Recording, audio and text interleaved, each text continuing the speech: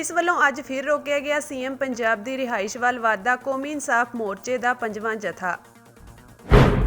ਸ਼੍ਰੋਮਣੀ ਅਕਾਲੀ ਦਲ ਅੰਮ੍ਰਿਤਸਰ ਦੇ ਆਗੂ ਸਰਦਾਰ ਸਿਮਰਨਜੀਤ ਸਿੰਘ ਮਾਨ ਨੇ ਪਾਰਲੀਮੈਂਟ ਦੇ ਬਜਟ ਇਜਲਾਸ ਦੌਰਾਨ ਚੁੱਕੇ ਅਹਿਮ ਮੁੱਦੇ। सीएम ਭਗਵੰਤ ਮਾਨ ਨੇ ਬੈਬਲ ਕਲਾਂ ਇਨਸਾਫ ਮੋਰਚੇ ਨੂੰ ਹਾਈਵੇ ਜਾਮ ਖੋਲ੍ਹਣ ਦੀ ਕੀਤੀ ਅਪੀਲ। ਬੰਦੀ ਸਿੰਘਾਂ ਦੀ ਰਿਹਾਈ ਲਈ ਲੱਗੇ ਕੌਮੀ ਇਨਸਾਫ ਮੋਰਚੇ ਵੱਲੋਂ ਅੱਜ 5ਵਾਂ ਜਥਾ ਸੀਐਮ ਭਗਵੰਤ ਮਾਨ ਦੀ ਚੰਡੀਗੜ੍ਹ ਸਥਿਤ ਰਿਹਾਇਸ਼ ਵੱਲ ਵਧਿਆ ਤਾਂ ਪੁਲਿਸ ਨੇ ਉਹਨਾਂ ਨੂੰ ਰੋਕ ਲਿਆ।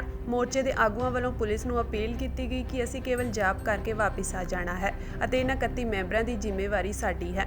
ਦੱਸ ਦਈਏ ਕਿ ਚੰਡੀਗੜ੍ਹ ਮੁਹਾਲੀ ਸਰਹੱਦ ਉੱਤੇ ਚੰਡੀਗੜ੍ਹ ਪੁਲਿਸ ਪੂਰੀ ਚੌਕਸੀ ਨਾਲ ਤੈਨਾਤ ਹੈ। ਇਸ ਦੇ ਨਾਲ ਹੀ ਬੁੱਧਵਾਰ ਨੂੰ ਸਰਹੱਦੀ ਖੇਤਰ ਤੋਂ ਲਾਪਤਾ ਹੋਈ ਮੁਹਾਲੀ ਪੁਲਿਸ ਵੀ ਮੌਕੇ ਤੇ ਮੌਜੂਦ ਹੈ।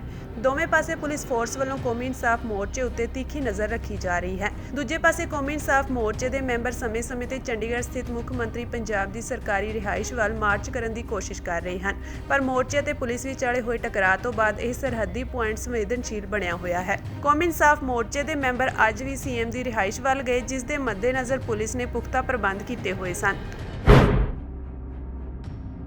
ਸ਼੍ਰੋਮਣੀ ਅਕਾਲੀ ਦਲ ਅੰਮ੍ਰਿਤਸਰ ਦੇ ਆਗੂ ਅਤੇ ਸੰਗਰੂਰ ਤੋਂ ਮੈਂਬਰ ਪਾਰਲੀਮੈਂਟ ਸਰਦਾਰ ਸਿਮਰਨਜੀਤ ਸਿੰਘ ਮਾਨ ਨੇ ਅੱਜ ਪਾਰਲੀਮੈਂਟ ਦੇ ਬਜਟ ਇਜਲਾਸ ਦੌਰਾਨ ਸਮਾਂ ਮਿਲਣ ਤੇ ਪੰਜਾਬ ਦੇ ਜ਼ਰੂਰੀ ਮੁੱਦੇ ਚੁੱਕੇ। ਸਰਦਾਰ ਸਿਮਰਨਜੀਤ ਸਿੰਘ ਮਾਨ ਨੇ ਪਾਰਲੀਮੈਂਟ ਵਿੱਚ ਗੁਰੂ ਸਾਹਿਬ ਦੀਆਂ ਹੋਈਆਂ ਬੇਅਦਬੀਆਂ ਦਾ ਇਨਸਾਫ ਕਰਨ ਅਤੇ ਬੰਦੀ ਸਿੰਘਾਂ ਦੀ ਰਿਹਾਈ ਕਰਨ ਦੀ ਮੰਗ ਰੱਖੀ। ਉਹਨਾਂ ਕਿਹਾ ਕਿ ਇਹ ਘੱਟ ਗਿਣਤੀਆਂ ਨਾਲ ਬੇਇਨਸਾਫੀ ਹੋ ਰਹੀ ਹੈ ਕਿ 32 ਸਾਲਾਂ ਤੋਂ ਬੰਦੀ ਸਿੰਘ ਜੇਲ੍ਹਾਂ ਵਿੱਚ ਕੈਦ ਹਨ, ਜਿਨ੍ਹਾਂ ਨੇ ਆਪਣੀ ਸਜ਼ਾ ਨਾਲੋਂ ਵੱਧ ਸਜ਼ਾ ਭੁਗਤ ਲਈ ਹੈ। ਬੀਬੀ ਬਿਲਕਿਸ ਬਾਨੋ ਕੇਸ ਵਿੱਚ ਸਜ਼ਾ ਕੱਟ ਰਹੇ ਸਾਰੇ ਕੈਦੀਆਂ ਨੂੰ ਰਿਹਾ ਕਰ ਦਿੱਤਾ ਗਿਆ, ਜਦੋਂ ਕਿ ਉਹਨਾਂ ਨੇ ਬਲਾਤਕਾਰ ਤੇ ਬੀਬੀ ਬਾਨੋ ਦੇ ਪੂਰੇ ਪਰਿਵਾਰ ਨੂੰ ਕਤਲ ਕੀਤਾ ਸੀ। ਉਹਨਾਂ ਨੇ ਪਿਛਲੇ ਸਾਲ 15 ਫਰਵਰੀ ਨੂੰ ਦਿੱਲੀ ਤੋਂ ਪੰਜਾਬ ਆਉਂਦੇ ਸਰਦਾਰ ਦੀਪ ਸਿੱਧੂ ਦੀ ਮੌਤ ਅਤੇ ਮਸ਼ਹੂਰ ਗਾਇਕ ਮੂਸੇਵਾਲਾ ਦੇ ਦਿਨ ਦਿਹਾੜੇ ਰਸ਼ੀਅਨ ਹਥਿਆਰਾਂ ਨਾਲ ਹੋਏ ਕਤਲ ਦੀ ਉੱਚ ਪੱਧਰੀ ਜਾਂਚ ਕਰਵਾਉਣ ਅਤੇ ਹੋਰ ਜ਼ਰੂਰੀ ਮਸਲਿਆਂ ਤੇ ਗੱਲ ਕੀਤੀ। ਸ਼੍ਰੋਮਣੀ ਗੁਰਦੁਆਰਾ ਪ੍ਰਬੰਧਕ committee is the mini parliament of the Sikhs. Elections to that have not been held for the last 12 years. And it is the responsibility of the Union Home Minister to hold these elections. Then, Madam Chairperson, is the question of the Sikh prisoners who have been political prisoners who have been languishing in jails for the last 32 years. And they have not been freed, though Bibi Bano's rapists and her relatives' murderers were set free on 15th of August, which is the Independence Day. The other thing is that two Sikh leaders, Deep Singh Sidhu Moosewal, and two Russian dissidents in Odisha, they have all been killed under mysterious circumstances, and we want a top investigation of these murders. Then cases of sacrilege of the Sikh religion have been committed since 2015, and the culprits have not been arrested. The MSP in agriculture, the Swaminathan report in agriculture, Narega, fertilizer subsidy, we want these on priority. In the defense sector, the flying crafts, the squadrons of the Air Force have depleted to a very considerable content. And the Jaguar aircraft, the Mirage aircraft, and the MiG series are going to be phased out. So we cannot fight a two-front war. And then 4-year tenure for a soldier is insufficient. This governments which have come into being post-1947 have no experience in military matters, and we are afraid that the defense is getting very, very weak. Madam, then there are no judges, 6 judges in the Supreme Court or Chief Justices in the High Courts. And in the Union Territories and in the Parliament, we see no Sikh officer or Sikh person, which is very, very sad. Then, in foreign affairs, the Indian government has not criticized the Russian occupations in Ukraine. In 2014, Russia occupied Crimea. Now, if India does not criticize these occupations in Ukraine, then it would mean that it has accepted the Chinese aggression in Ladakh and Nifa. These are some of the points.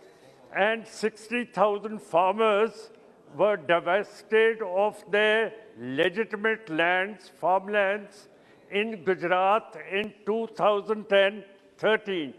We wish the Prime Minister would do something about them and rehabilitate them. ਬੇਅਦਬੀ ਮਾਮਲਿਆਂ ਦੇ ਇਨਸਾਫ ਲਈ ਬਹਿਬਲ ਕਲਾਂ ਵਿਖੇ ਮੋਰਚਾ ਲਗਾਤਾਰ ਜਾਰੀ ਹੈ।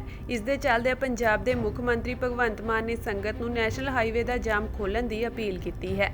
ਉਹਨਾਂ ਕਿਹਾ ਕਿ ਬੇਅਦਬੀ ਮਾਮਲਿਆਂ 'ਚ ਇਨਸਾਫ ਦਿਵਾਉਣ ਲਈ ਪੰਜਾਬ ਸਰਕਾਰ ਪੂਰੀ ਤਰ੍ਹਾਂ ਵਚਨਬੱਧ ਹੈ। ਮੁੱਖ ਮੰਤਰੀ ਨੇ ਲਿਖਿਆ ਕਿ ਪੰਜਾਬ ਸਰਕਾਰ ਕੋਟਕਪੂਰਾ ਤੇ ਬਹਿਬਲ ਕਲਾਂ ਬੇਅਦਬੀ ਮਾਮਲਿਆਂ 'ਚ ਇਨਸਾਫ ਦਿਵਾਉਣ ਲਈ ਪੂਰੀ ਤਰ੍ਹਾਂ ਵਚਨਬੱਧ ਹੈ। ਮੈਂ ਸੰਗਤ ਨੂੰ ਅਪੀਲ ਕਰਦਾ ਹਾਂ ਕਿ ਬਹਿਬਲ ਕਲਾਂ ਵਿਖੇ ਨੈਸ਼ਨਲ ਹਾਈਵੇ ਦਾ ਜਾਮ ਖੋਲ੍ਹ ਦਿੱਤਾ ਜਾਵੇ ਤਾਂ ਜੋ ਲੋਕਾਂ ਨੂੰ ਪਰੇਸ਼ਾਨੀ ਨਾ ਹੋਵੇ। ਦੋਸ਼ੀਆਂ ਨੂੰ ਸਜ਼ਾ ਦਿਵਾ ਕੇ ਜਲਦੀ ਨਿਆਂ ਦੇਣਾ ਸਰਕਾਰ ਦਾ ਫਰਜ਼ ਅਤੇ ਜ਼ਿੰਮੇਵਾਰੀ ਹੈ। ਇਸ ਸੰਬੰਧੀ ਗੱਲ ਕਰਦਿਆਂ ਪੀੜੇ ਸੁਖਰਾਜ ਸਿੰਘ ਨਿਆਮੀਵਾਲਾ ਨੇ ਕਿਹਾ ਕਿ ਰੋਡ ਜਾਮ ਕਰਨਾ ਸਾਡਾ ਸ਼ੌਕ ਨਹੀਂ ਸਗੋਂ ਮਜਬੂਰੀ ਹੈ। ਜੇਕਰ ਸਰਕਾਰ ਨੇ ਪਹਿਲਾਂ ਹੀ ਗੰਭੀਰਤਾ ਦਿਖਾਈ ਹੁੰਦੀ ਤਾਂ ਸਾਨੂੰ ਰੋਡ ਜਾਮ ਕਰਨ ਦੀ ਲੋੜ ਨਹੀਂ ਸੀ ਪੈਣੀ। ਉਹਨਾਂ ਕਿਹਾ ਕਿ 8 ਸਾਲਾਂ ਤੋਂ ਬੇਅਦਬੀ ਦੀਆਂ ਘਟਨਾਵਾਂ ਵਾਪਰ ਰਹੀਆਂ ਹਨ ਪਰ ਸਰਕਾਰਾਂ ਇਸ ਤੇ ਸਿਰਫ ਰਾਜਨੀਤੀ ਕਰ ਰਹੀਆਂ ਹਨ। ਉਹਨਾਂ ਕਿਹਾ ਕਿ ਮੁੱਖ ਮੰਤਰੀ ਦੀ ਅਪੀਲ ਮਗਰੋਂ ਸੰਗਤ ਨਾਲ ਵਿਚਾਰ ਕਰਕੇ ਅਗਲਾ ਫੈਸਲਾ ਲਿਆ ਜਾਵੇਗਾ। ਸੁਖਰਾਜ ਸਿੰਘ ਨੇ ਕਿਹਾ ਕਿ ਸਰਕਾਰ ਦੇ ਰਵੱਈਏ ਤੋਂ ਸਪਸ਼ਟ ਹੁੰਦਾ ਹੈ ਕਿ ਦੋਸ਼ੀ ਇਹਨਾਂ ਉੱਤੇ ਹਾਵੀ ਹੋ ਰਹੇ ਹਨ। ਉਹਨਾਂ ਨੇ ਲੋਕਾਂ ਨੂੰ ਵੀ ਮੋਰਚੇ ਦਾ ਸਹਿਯੋਗ ਦੇਣ ਦੀ ਅਪੀਲ ਕੀਤੀ ਹੈ। ਦੱਸ ਦਈਏ ਕਿ ਬੇਅਦਬੀ ਇਨਸਾਫ ਮੋਰਚੇ ਨੇ ਸਰਕਾਰ ਨੂੰ ਅਲਟੀਮੇਟਮ ਦਿੰਦਿਆਂ ਕਿਹਾ ਸੀ ਕਿ ਜੇਕਰ ਸਰਕਾਰ ਵੱਲੋਂ 5 ਫਰਵਰੀ ਤੱਕ ਇਨਸਾਫ ਨਾ ਕੀਤਾ ਗਿਆ ਤਾਂ 5 ਫਰਵਰੀ ਨੂੰ ਨੈਸ਼ਨਲ ਹਾਈਵੇ 54 ਨੂੰ ਮੁਕੰਮਲ ਤੌਰ ਤੇ ਬੰਦ ਕਰ ਦਿੱਤਾ ਜਾਵੇਗਾ। ਅਕਸਰ ਇਹ ਵੀ ਦੱਸਣਗੇ ਨਾ ਸਰ, ਤੁਸੀਂ ਵੀ ਆਪਣੇ ਜਿਹੜੇ ਹਾਈਐਸਟ ਆਫੀਸਰ ਆ ਉਹਨਾਂ ਨਾਲ ਗੱਲ ਕਰੋਗੇ ਨਾ। ਸਾਡਾ ਦਰਦ ਵੀ ਕੋਈ ਨਿੱਕਾ ਨਹੀਂ ਹੈ। ਅਸੀਂ ਲੰਮੇ ਸਮੇਂ ਤੋਂ, ਜੇ ਤੁਸੀਂ ਵੀ ਮਤਲਬ ਇਸ ਗੱਲ ਕਰਕੇ ਰੱਖਿਆ ਕਰਦੇ ਹੋ ਦੇਸ਼ ਦੀ, ਤਾਂ ਇਹ ਦੇਸ਼ ਸਾਡੇ ਲਈ ਵੀ ਕੀ ਰੱਖਿਆ ਕਰਦੇ। ਦੇਖੋ ਨਾ, ਸਾਡੇ ਐਸਟ ਦੀ ਬੇਅਦਬੀ ਪੂਰੇ ਪੰਜਾਬ 'ਚ ਮਤਲਬ ਹੋ ਰਹੀ ਹੈ ਤਾਂ ਦੇਸ਼ ਇਸ ਪ੍ਰਤੀ ਕੀ ਕਰ ਰਿਹਾ, ਇਹ ਵੀ ਤਾਂ ਮਤਲਬ ਅਸੀਂ ਮੈਸੇਜ ਹੀ ਦੇਣਾ ਨਾ ਉਹਦਾ। ਪੰਜਾਬ ਦੇ ਥਰਮਲ ਪਲਾਂਟ ਲਈ ਝਾਰਖੰਡ ਦੀ ਪਚਵਾਰਾ ਮਾਈਨ ਦਾ ਕੋਲਾ ਹੁਣ 4000 ਐਕਸਟਰਾ ਕਿਲੋਮੀਟਰ ਦਾ ਸਫ਼ਰ ਕਰਕੇ ਆਏਗਾ। ਇਹ ਕੋਲਾ ਝਾਰਖੰਡ ਦੀ ਕੋਲ ਮਾਈਨ ਤੋਂ ਪਹਿਲਾਂ ਸ਼੍ਰੀਲੰਕਾ ਜਾਵੇਗਾ ਤੇ ਇਸ ਦੇ ਬਾਅਦ ਉੱਥੋਂ ਗੁਜਰਾਤ ਵਿੱਚ ਅਡਾਨੀ ਗਰੁੱਪ ਦੇ ਮੁੰਦਰਾ ਪੋਰਟ ਤੇ ਪਹੁੰਚੇਗਾ। ਮੁੰਦਰਾ ਪੋਰਟ ਨਾਲ ਇਸ ਕੋਲੇ ਨੂੰ ਰੇਲ ਜ਼ਰੀਏ ਪੰਜਾਬ ਲਿਆਂਦਾ ਜਾਵੇਗਾ। ਕੇਂਦਰ ਨੇ ਕੋਲਾ ਸਪਲਾਈ ਦੇ ਇਸ ਪੂਰੇ ਰੂਟ ਨੂੰ ਰੇਲਸ਼ਿਪ ਰੇਲ ਦਾ ਨਾਂ ਦਿੱਤਾ ਹੈ। ਕੇਂਦਰੀ ਊਰਜਾ ਮੰਤਰਾਲੇ ਦੇ ਜੁਆਇੰਟ ਸੈਕਟਰੀ ਵੱਲੋਂ ਇਸ ਸੰਬੰਧੀ ਪੰਜਾਬ ਸਰਕਾਰ ਨੂੰ ਚਿੱਠੀ ਭੇਜੀ ਗਈ ਹੈ। ਇਸ ਨਵੇਂ ਰੂਟ ਦੀ ਵਜ੍ਹਾ ਨਾਲ ਪੰਜਾਬ ਸਰਕਾਰ ਨੂੰ 1 ਟਨ ਕੋਲੇ ਲਈ ਲਗਭਗ 1800 ਰੁਪਏ ਵਾਧੂ ਚੁਕਾਉਣੇ ਪੈਣਗੇ। ਚਿੱਠੀ ਵਿੱਚ ਕੇਂਦਰੀ ਊਰਜਾ ਮੰਤਰਾਲੇ ਨੇ ਪੰਜਾਬ ਸਰਕਾਰ ਨੂੰ ਨਿਰਦੇਸ਼ ਦਿੱਤਾ ਹੈ ਕਿ ਜੇਕਰ ਉਹ ਪੂਰਬੀ ਭਾਰਤ ਤੋਂ ਆਪਣੇ ਸੂਬੇ ਦੇ ਥਰਮਲ ਪਲਾਂਟ ਲਈ ਕੋਲਾ ਲਿਆਉਣਾ ਚਾਹੁੰਦੀ ਹੈ ਤਾਂ ਉਸ ਨੂੰ ਪਹਿਲਾਂ ਝਾਰਖੰਡ ਤੋਂ ਸਮੁੰਦਰ ਦੇ ਰਸਤੇ ਸ਼੍ਰੀਲੰਕਾ ਕੋਲ ਇੱਕ ਬੰਦਰਗਾਹ ਤੱਕ ਲੈ ਕੇ ਜਾਏ ਅਤੇ ਉੱਥੋਂ ਉਸ ਨੂੰ ਗੁਜਰਾਤ ਦੇ ਮੁੰਦਰਾ ਪੋਰਟ ਤੱਕ ਲਿਆਏ। ਮੁੰਦਰਾ ਪੋਰਟ ਤੋਂ ਇਹ ਕੋਲਾ ਰੇਲ ਜ਼ਰੀਏ ਪੰਜਾਬ ਲਿਆਂਦਾ ਜਾਵੇ। ਇਸੇ ਦਰਮਿਆਨ ਕੇਂਦਰ ਦੀ ਇਸ ਨਵੀਂ RSR ਯੋਜਨਾ ਖਿਲਾਫ ਪੰਜਾਬ ਦੀ ਆਪ ਸਰਕਾਰ ਤੇ ਸੂਬੇ ਦੇ ਕਾਂਗਰਸੀ ਨੇਤਾਵਾਂ ਨੇ ਮੋਰਚਾ ਖੋਲ੍ਹ ਦਿੱਤਾ ਹੈ। ਉਹਨਾਂ ਨੇ ਇਸ ਨੂੰ ਪੰਜਾਬ ਦੀ ਜਨਤਾ ਤੇ ਵਾਧੂ ਬੋਝ ਦੱਸਿਆ। ਸੂਬਾ ਸਰਕਾਰ ਦਾ ਕਹਿਣਾ ਹੈ ਕਿ ਇਸ ਨਾਲ ਕੋਲੇ ਦਾ ਰੇਟ ਸਿੱਧੇ ਤੌਰ ਤੇ 3 ਗੁਣਾ ਵੱਧ ਜਾਵੇਗਾ।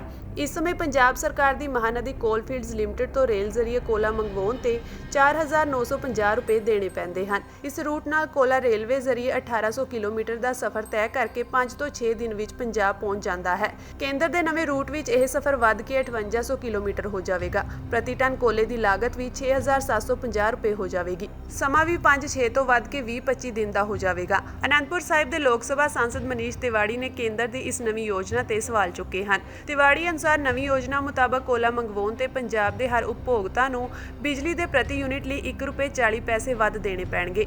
ਸੂਬਾ ਸਰਕਾਰ ਅਡਾਨੀ ਦੇ 2 ਬੰਦਰਗਾਹਾਂ ਦਹੇਜ ਤੇ ਮੁੰਦਰਾ ਜ਼ਰੀਏ ਕੋਲੇ ਦੀ ਡਿਲੀਵਰੀ ਲਈ 20-25 ਦਿਨ ਦਾ ਇੰਤਜ਼ਾਰ ਕਰਦਾ ਰਹੇਗਾ, ਜਦੋਂ ਕਿ ਮੌਜੂਦਾ ਸਿਸਟਮ ਵਿੱਚ ਰੇਲ ਜ਼ਰੀਏ MCL ਤੋਂ ਕੋਲਾ ਸਿਰਫ 4-5 ਦਿਨ ਵਿੱਚ ਪਹੁੰਚ ਜਾਂਦਾ ਹੈ। ਸ਼੍ਰੋਮਣੀ ਅਕਾਲੀ ਦਲ ਦੀ ਸੀਨੀਅਰ ਆਗੂ ਹਰਸਿਮਰਤ ਕੌਰ ਬਾਦਲ ਨੇ ਅੱਜ ਮੰਗ ਕੀਤੀ ਕਿ ਚੰਡੀਗੜ੍ਹ ਨੂੰ ਤੁਰੰਤ ਪੰਜਾਬ ਹਵਾਲੇ ਕੀਤਾ ਜਾਵੇ। ਉਹਨਾਂ ਨੇ ਕਿਹਾ ਹੈ ਕਿ ਸੂਬੇ ਵੱਲੋਂ ਦੇਸ਼ ਦੀ ਅਨਾਜ ਲੋੜ ਨੂੰ ਪੂਰਾ ਕਰਨ ਵਾਸਤੇ ਯੋਗਦਾਨ ਨੂੰ ਵੇਖਦਿਆਂ ਸਪੈਸ਼ਲ ਪੈਕੇਜ ਦਿੱਤਾ ਜਾਵੇ। ਉਹਨਾਂ ਇਹ ਵੀ ਕਿਹਾ ਕਿ ਸਰਹੱਦੀ ਰਾਜਾਂ ਨੂੰ ਮਿਲਦੇ ਟੈਕਸ ਲਾਭ ਪੰਜਾਬ ਨੂੰ ਵੀ ਦਿੱਤੇ ਜਾਣ ਤਾਂ ਜੋ ਇਸ ਵਿੱਚ ਨਿਵੇਸ਼ ਨੂੰ ਉਤਸ਼ਾਹਿਤ ਕੀਤਾ ਜਾ ਸਕੇ। ਸੰਸਦ ਵਿੱਚ ਕੇਂਦਰੀ ਬਜਟ ਤੇ ਚਰਚਾ ਵਿੱਚ ਭਾਗ ਲੈਂਦਿਆਂ ਬਠਿੰਡਾ ਦੇ MP ਨੇ ਕਿਹਾ ਕਿ ਦੇਸ਼ ਦੇ ਹਰ ਰਾਜ ਕੋਲ ਆਪਣਾ ਰਾਜਧਾਨੀ ਸ਼ਹਿਰ ਹੈ ਜੋ ਇਸ ਦੇ GDP ਵਿੱਚ 30 ਤੋਂ 40% ਦਾ योगदान पाता है। धोखा इस सरकार ने किसान, मजदूर और गरीब के साथ भद्दा मजाक किया है। इस बजट में। हाँ, तो ये जरूर मैं जानना चाहूंगी कि अपने आप को फर्टिलाइजर सब्सिडी जो 22% इन्होंने घटा दी है, फूड सब्सिडी इन्होंने 37% घटा दी है, तो क्या डबल इनकम ऐसे होएगी, आत्मनिर्भर ऐसे होंगे? अच्छे दिन ये हैं कि लोगों को आज ये देखना पड़ रहा है ऑटोमोबाइल सेक्टर और मोबाइल सेक्टर से लोगों का पेट नहीं भरता है। ये एग्रीकल्चर सेक्टर है जो इस देश की रीढ़ की हड्डी है।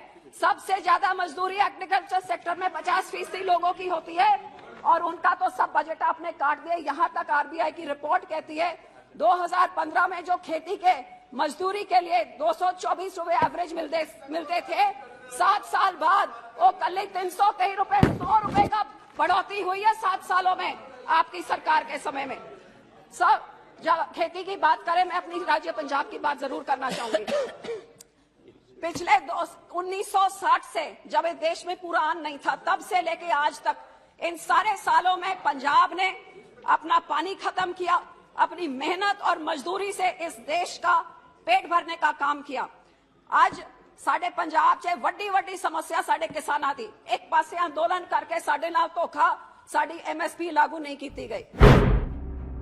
ਪੁਲਸ ਤੋਂ ਕਾਂਗਰਸੀ ਵਿਧਾਇਕ ਸੁਖਪਾਲ ਸਿੰਘ ਖਹਿਰਾ ਨੇ ਇੱਕ ਵਾਰ ਫਿਰ ਤੋਂ ਪੰਜਾਬ ਦੇ ਮੁੱਖ ਮੰਤਰੀ ਭਗਵੰਤ ਸਿੰਘ ਮਾਨ ਨੂੰ ਘੇਰਿਆ ਹੈ। ਇਸ ਵਾਰ ਉਹਨਾਂ ਨੇ ਮਾਨ ਦੀ ਪਤਨੀ ਡਾਕਟਰ ਗੁਰਪ੍ਰੀਤ ਕੌਰ ਨੂੰ ਮਿਲੀ ਸੁਰੱਖਿਆ ਉੱਤੇ ਸਵਾਲ ਚੁੱਕੇ ਹਨ। ਖਹਿਰਾ ਨੇ ਕਿਹਾ ਕਿ ਮੁੱਖ ਮੰਤਰੀ ਮਾਨ ਵੰਸ਼ਵਾਦੀ ਰਾਜਨੀਤੀ ਅਤੇ ਵੀਆਈਪੀ ਕਲਚਰ ਤੇ ਆਪਣੀ ਸਥਿਤੀ ਸਪਸ਼ਟ ਕਰਨ। ਉਹਨਾਂ ਦੀ ਪਤਨੀ ਨੂੰ ਮੰਤਰੀਆਂ ਅਤੇ ਵਿਧਾਇਕਾਂ ਨਾਲੋਂ ਵੱਧ ਸੁਰੱਖਿਆ ਮਿਲੀ ਹੋਈ ਹੈ। ਹਾਲਾਂਕਿ ਇਸ ਤੋਂ ਇਲਾਵਾ ਉਹਨਾਂ ਦੀ ਮਾਂ ਅਤੇ ਭੈਣ ਨੂੰ ਵੀ ਸੁਰੱਖਿਆ ਮਿਲੀ ਹੋਈ ਹੈ।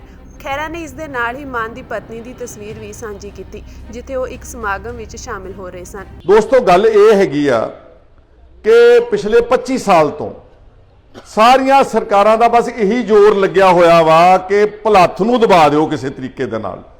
ਤੁਹਾਡੀ ਆਵਾਜ਼ ਨੂੰ ਵਿਸ਼ਵ ਭਰ ਦੇ ਵਿੱਚ ਜਿਹੜੀ ਉੱਠਦੀ ਆ, ਇਸ ਨੂੰ ਨੱਪ ਕੇ ਰੱਖੋ, ਇਹਨੂੰ ਥੋੜਾ ਧਮਕਾ ਕੇ ਰੱਖੋ, ਇਹਦੇ ਦੇ ਪਰਚੇ ਦਰਜ ਕਰਕੇ ਰੱਖੋ, ਭਲੱਥ ਦਾ ਕੋਈ ਕੰਮ ਨਾ ਹੋਣ ਦਿਓ। ਸਾਰੀਆਂ ਸਰਕਾਰਾਂ ਦਾ, ਮਗਰਲੀਆਂ 25 ਸਾਲਾਂ ਦੀਆਂ ਸਰਕਾਰਾਂ ਦਾ ਬਸ ਇਹੀ ਜ਼ੋਰ ਲੱਗਿਆ ਹੋਇਆ ਵਾ।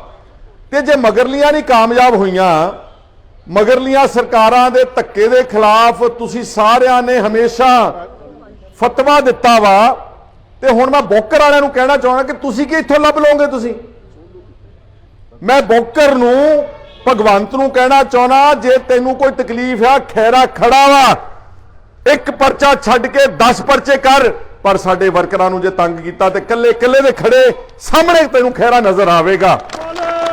ਔਰ ਕਿਸੇ ਦੇ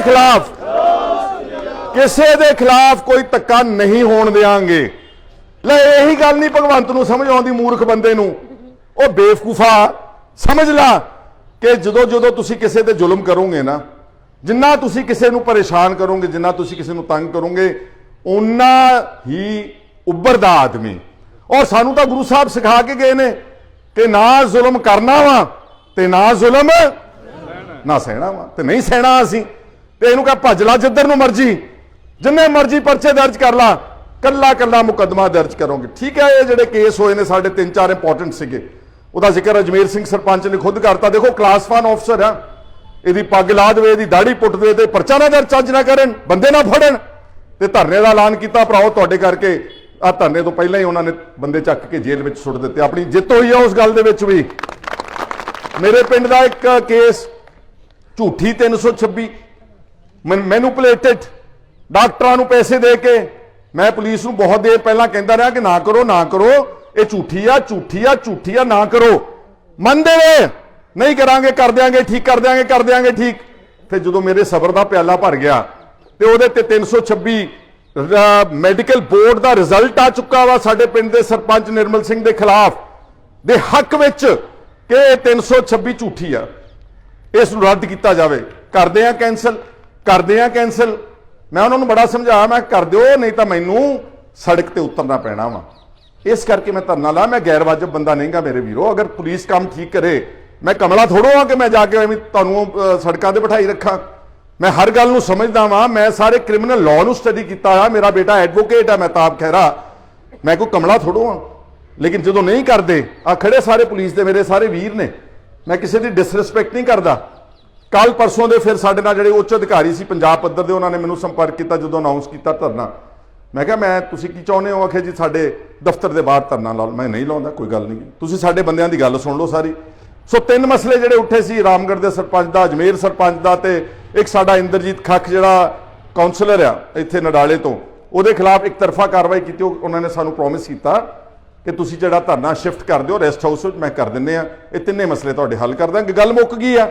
ਇਸ ਕਰਕੇ ਇਹ ਵੀ ਮੈਂ ਸਮਝਦਾ ਤੁਹਾਡੀ ਅੱਜ ਜਿੱਤ ਹੋਈ ਆ। ਤੁਰਕੀ ਅਤੇ ਸੀਰੀਆ ਵਿੱਚ ਭੂਚਾਲ ਕਾਰਨ ਮਰਨ ਵਾਲਿਆਂ ਦੀ ਗਿਣਤੀ 21,000 ਤੋਂ ਵੱਧ ਹੋ ਗਈ ਹੈ। ਭੂਚਾਲ ਆਏ ਨੂੰ ਕਰੀਬ 100 ਘੰਟੇ ਬੀਤ ਚੁੱਕੇ ਹਨ। ਮਾਹਰਾਂ ਦਾ ਮੰਨਣਾ ਹੈ ਕਿ ਭੂਚਾਲ ਵਰਗੀ ਵੱਡੀ ਕੁਦਰਤੀ ਆਫਤ ਦੇ 72 ਘੰਟੇ ਬਾਅਦ ਵੀ ਮਲਬੇ ਵਿੱਚ ਹੋਰ ਲੋਕਾਂ ਦੇ ਬਚਣ ਦੀ ਸੰਭਾਵਨਾ ਘਟਦੀ ਰਹਿੰਦੀ ਹੈ। ਕੜਾਕੇ ਦੀ ਠੰਡ ਵਿੱਚ ਰਾਹਤ ਤੇ ਬਚਾਅ ਕਾਰਜਾਂ ਵਿੱਚ ਟੀਮਾਂ ਜੁਟੀਆਂ ਹੋਈਆਂ ਹਨ, ਪਰ ਦੂਜੇ ਪਾਸੇ ਮਰਨ ਵਾਲਿਆਂ ਦੀ ਗਿਣਤੀ ਵਧਦੀ ਜਾ ਰਹੀ ਹੈ। ਤੁਰਕੀ ਅਤੇ ਸੀਰੀਆ ਵਿੱਚ ਸੋਮਵਾਰ ਨੂੰ ਆਏ ਵਿਨਾਸ਼ਕਾਰੀ ਭੂਚਾਲ ਕਾਰਨ ਲੱਖਾਂ ਬੇਘਰ ਲੋਕ ਠੰਡ, ਭੁੱਖ ਅਤੇ ਨਿਰਾਸ਼ਾ ਨਾਲ ਜੂਝ ਰਹੇ ਹਨ। ਦੂਜੇ ਪਾਸੇ ਸੰਯੁਕਤ ਰਾਸ਼ਟਰ ਦੀ ਪਹਿਲੀ ਡਾਕਟਰੀ ਸਹਾਇਤਾ ਸੀਰੀਆ ਦੇ ਬਾਗੀਆਂ ਦੇ ਕਬਜ਼ੇ ਵਾਲੇ ਇਲਾਕੇ ਵਿੱਚ ਪਹੁੰਚ ਗਈ ਹੈ। ਹਾਲਾਂਕਿ ਅਧਿਕਾਰੀਆਂ ਦਾ ਮੰਨਣਾ ਹੈ ਕਿ ਸਮਾਂ ਬੀਤਣ ਦੇ ਨਾਲ ਹੋਰ ਲੋਕਾਂ ਨੂੰ ਬਚਾਉਣ ਦੀ ਉਮੀਦ ਘਟਦੀ ਜਾ ਰਹੀ ਹੈ। WHO ਦੇ ਮੁਖੀ ਨੇ ਟਵੀਟ ਕੀਤਾ ਕਿ ਮੈਂ ਸੀਰੀਆ ਜਾ ਰਿਹਾ ਹਾਂ, ਜਿੱਥੇ WHO ਹਾਲ ਹੀ ਦੇ ਭੂਚਾਲ ਤੋਂ ਪ੍ਰਭਾਵਿਤ ਖੇਤਰਾਂ ਵਿੱਚ ਸਿਹਤ ਸੰਬੰਧੀ ਜ਼ਰੂਰੀ ਦੇਖਭਾਲ ਲਈ ਮਦਦ ਕਰ ਰਿਹਾ ਹੈ।